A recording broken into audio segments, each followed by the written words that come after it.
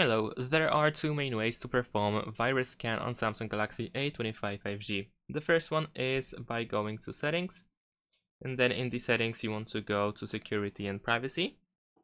Now over here choose app security, and we have these two options over here. So we can go to app protection. If you don't have app protection enabled, then you want to turn it on, and once it is enabled you can press scan phone in order to scan for viruses.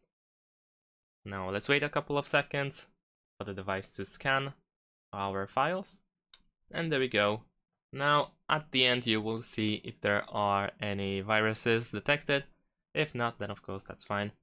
Now the other way to scan is by using the Google Play Protect. So we can tap over here in order to scan as well. It works pretty much the same way as the previous method.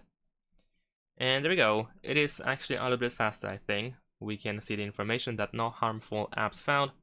So that's pretty much it. Thanks for watching. Leave a like and subscribe to my channel, and see you in my next videos. Bye.